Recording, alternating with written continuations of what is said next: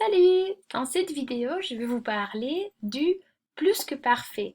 C'est le seul temps du passé qui nous reste à voir, à part le passé simple que vous n'allez presque jamais utiliser. Vous allez trouver le passé simple dans les romans, dans la littérature, mais ce n'est pas un temps verbal qu'on utilise à l'oral. Voilà, à l'oral, on utilise le passé composé, l'imparfait qu'on avait revu la semaine dernière justement et la différence, l'alternance de deux temps quand vous écrivez un récit.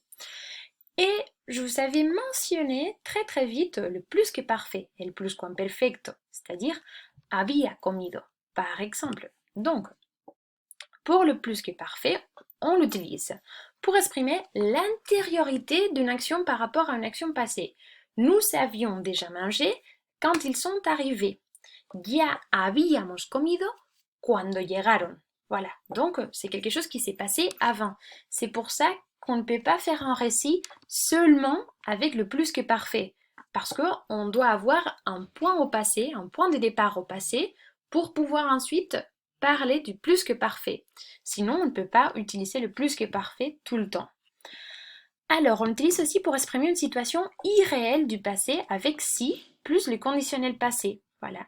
Si lo hubiera sabido, si j'avais su, plus que parfait, j'aurais pris conditionnel passé. Habría cogido mon parapluie, mi paraguas. Voilà, ça, de toute façon, c'est niveau B1, donc on le verra. Et on l'utilise aussi au discours en direct passé. Elle m'a raconté qu'elle avait passé ses vacances en France. Me contó que había pasado sus vacaciones en Francia. Voilà. Et le discours en direct, c'est ça, le discours en direct, le discours rapporté aussi. Pour le conjugué, c'est un mélange entre le passé composé et l'imparfait. C'est-à-dire, on utilise les auxiliaires être et avoir conjugués à l'imparfait et on ajoute le participe passé du verbe. Donc voilà, on a l'imparfait ici, mais on a aussi cette structure qui doit vous rappeler un petit peu au passé composé. Pour faire la forme négative, c'est exactement comme le passé composé. Donc on va encadrer, rodear, l'auxiliaire, je n'avais pas mangé. Voilà.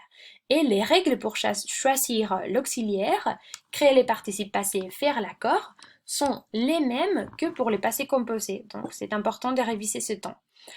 Alors, vous savez, le verbe être et le verbe avoir conjugués déjà à l'imparfait pour que voilà, ça soit plus simple à comprendre et on doit ajouter le participe passé.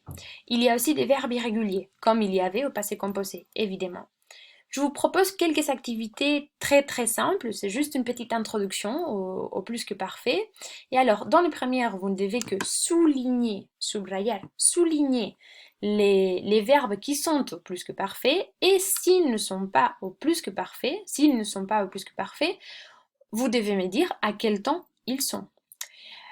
Ensuite, vous devez compléter avec l'auxiliaire être ou avoir à l'imparfait, mais je vous donne déjà le participe passé. Et finalement, voilà, à vous de conjuguer et de décider quel est l'auxiliaire, si vous devez faire l'accord ou pas. Et finalement, vous saurez le corriger pour pouvoir vous corriger vous-même. Si vous avez des doutes, des questions, n'hésitez pas à m'envoyer des courriels. Et voilà, bon courage. Au revoir.